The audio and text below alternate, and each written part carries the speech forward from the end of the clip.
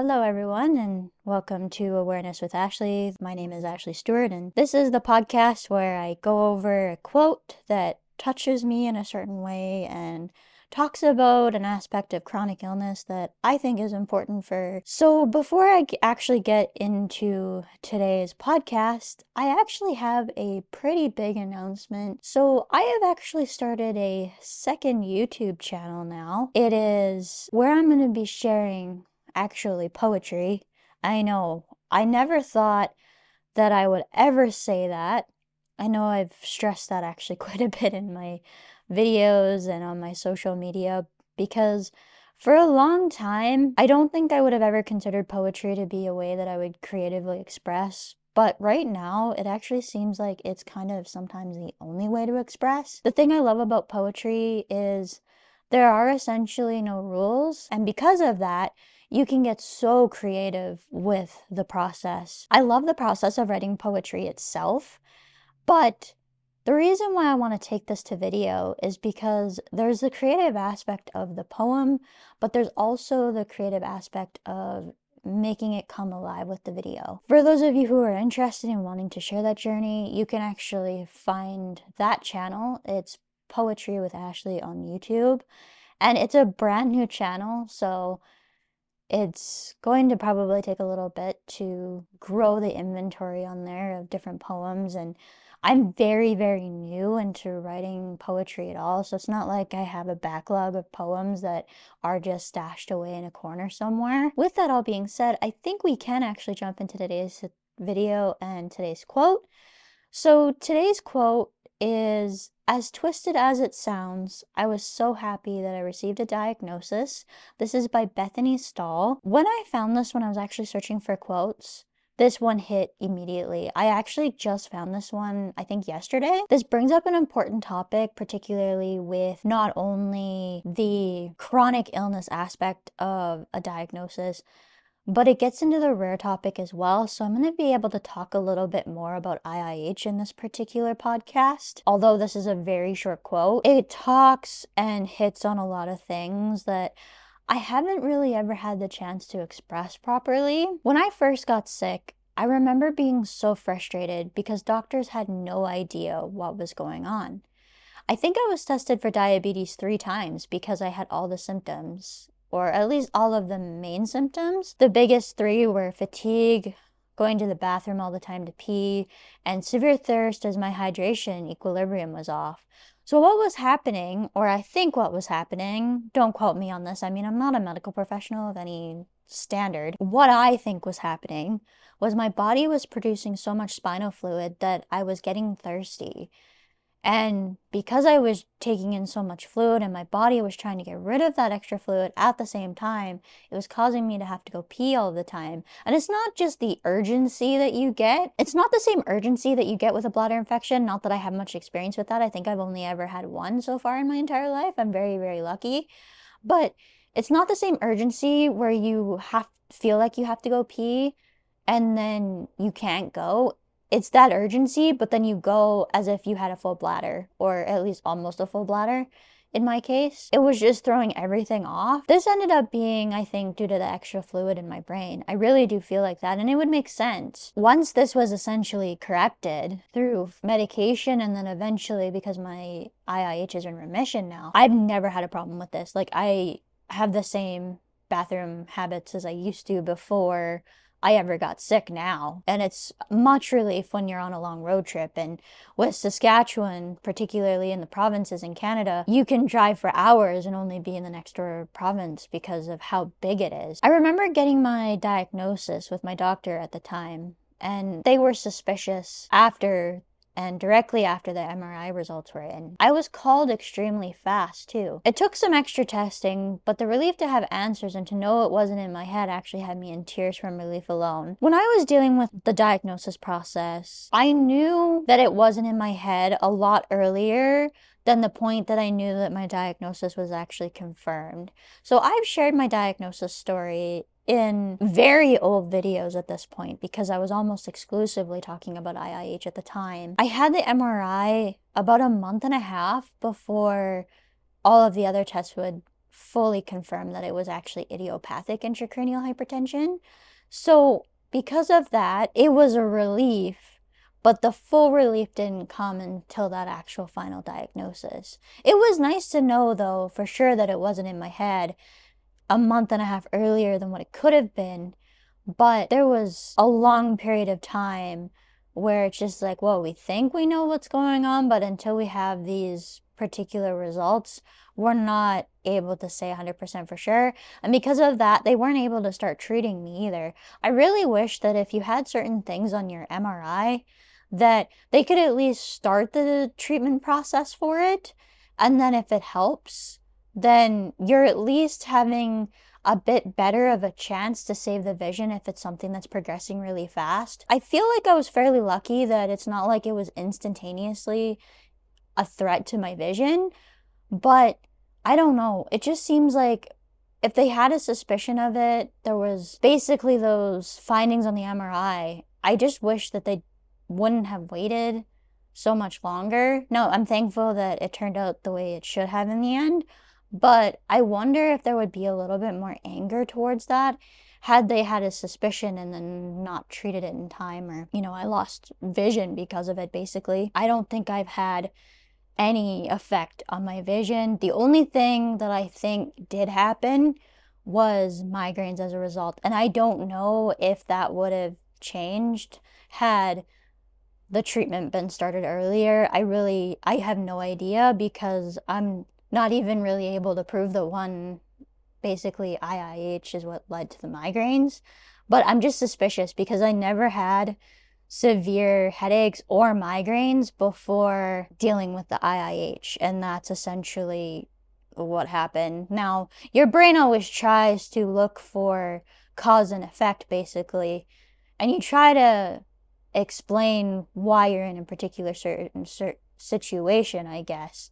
But it's really suspicious to me, and how quickly it seemed to go from nothing to like chronic migraine really fast. I don't know. I, of course, don't have experience with anyone else who's had that happen to them, so I don't know like what they usually would have for like episodic to chronic migraine, but it certainly seems like it was a lot faster than what it should have been. I was just happy to have answers and to know that I wasn't making it up, because in May of that same year, I was starting to wonder, am I just doing this because I'm completely stressed out about being done school and moving on to the next chapter of my life, whatever that might be? But it was just nice to know that it was actually a medical thing going on and wasn't anything to do with anything else, basically.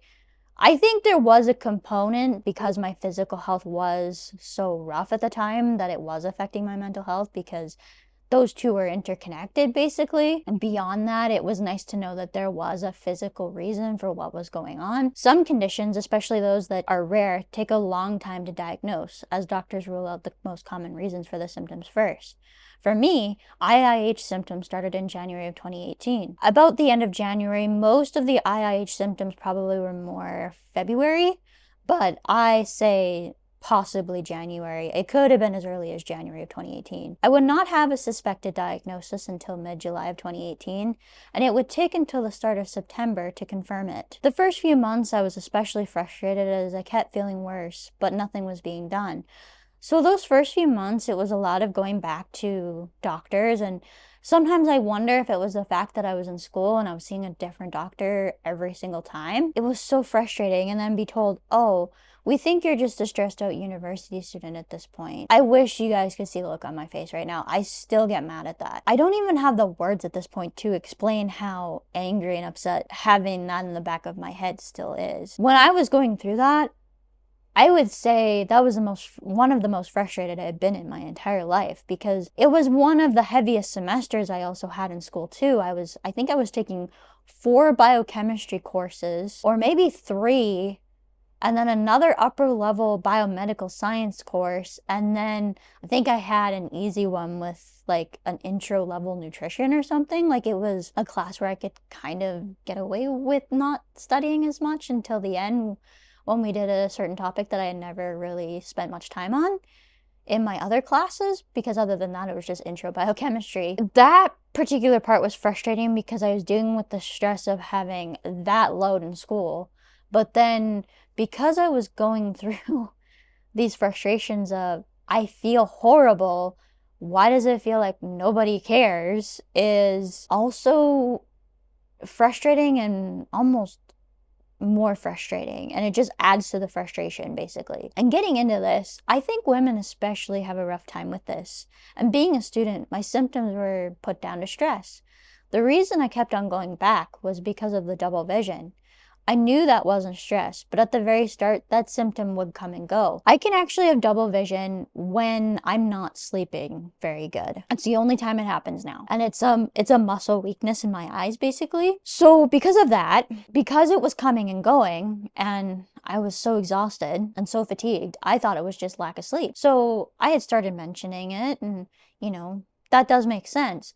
But then it got to the point where it was constant, like to the point I couldn't drive. And I didn't want to drive for the longest time because you might go down the wrong road if you're looking at the one that is not what is actually in front of you, basically. I knew that double vision, the constantness of it, was not normal. The double vision, because it was a little bit hit and miss.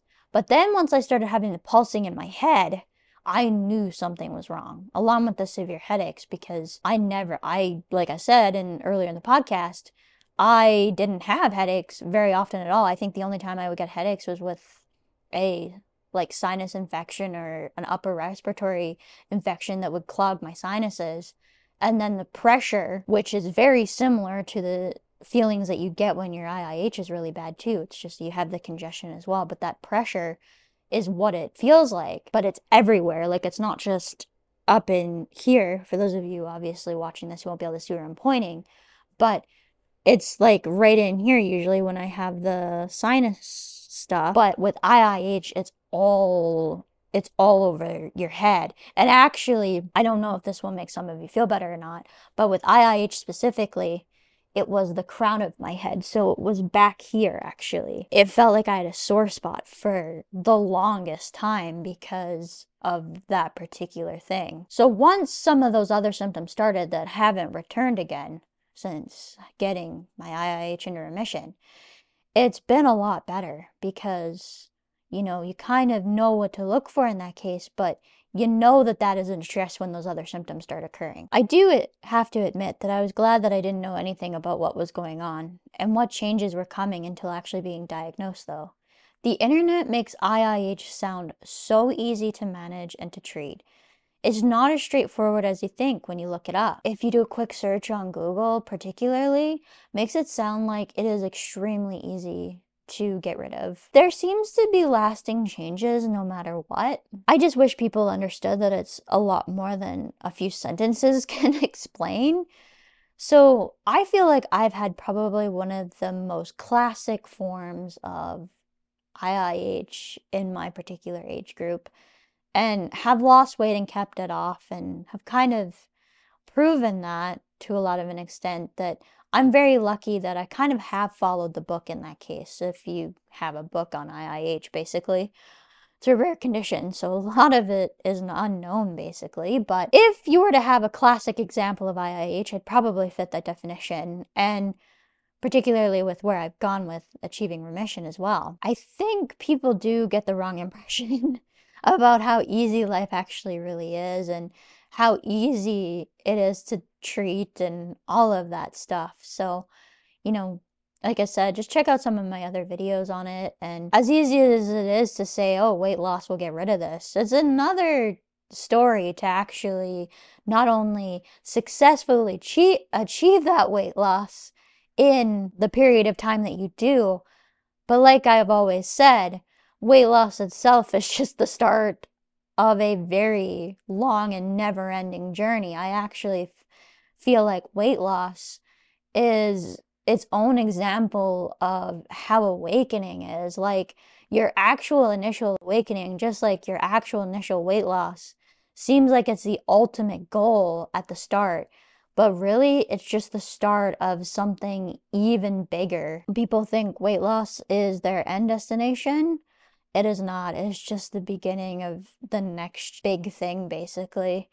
And beyond that, it's kind of hard to explain, and people don't really talk about that after weight loss aspect and all of that. If you guys are wanting more about more so maintenance of weight, I can share that with you guys, but it is very hard to share.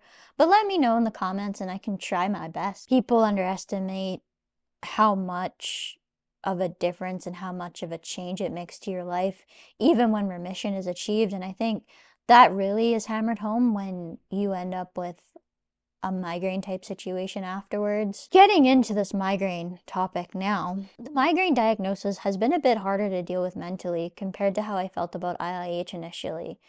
I actually looked up IIH when I found out that that was my diagnosis. I did kind of look it up at the start when it was suggested, but I didn't spend a whole bunch of time on it until it was definitively diagnosed. And even I made the mistake of saying, and I remember thinking this while reading, oh, well, this should be fairly easy. I've wanted to lose the weight I gained in school. That should get rid of it. The universe was like, nice try, basically, because I ended up with a migraine diagnosis afterwards. Migraine treatment is not quite as straightforward, and because you have to try so many medications and it can progress to chronic migraines, which it did for me, I just wanted that normal life back. And because of that, because of how migraines are, and finding a treatment isn't so straightforward. You basically start out with more common medications that are technically not specifically for migraines, and then you move into the more expensive stuff. And then you end up like me and on a needle that is extremely expensive because nothing else worked, or you have contraindications for taking some of the other things. Because of that, it isn't really a normal life anymore. I was also concerned that because my symptoms were not really changing and it felt like they weren't any different, that it was actually IIH and the medication wasn't really working, the acetazolamide at the time. Now I have certain symptoms that I watch out for, and I've talked about those already, such as the pulsing and double vision specifically. So any of the symptoms that have disappeared and not come back since I've achieved remission, those are the symptoms that I watch out for. And I don't ever have them during a migraine, although I sometimes feel like I have sometimes had the pulsing in my head when a migraine is really severe, but it's really hard to remember when that was the last time because my migraines are so well controlled with the preventative that I'm on now. I'm so lucky.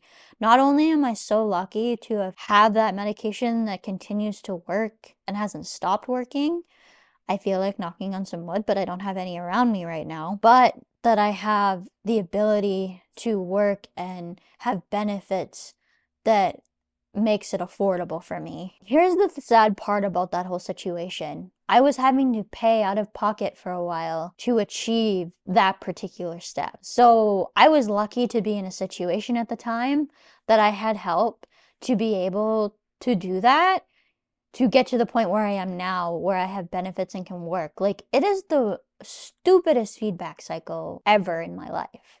So, like, without benefits, can't afford the medication that allows me to work. But if I can't work, I can't work enough hours to get the benefits that allow me to afford the medication to make it affordable so that I can work. It's like the stupidest thing ever. And you'd think if something allows you to be productive in society, that it would be a lot more accessible.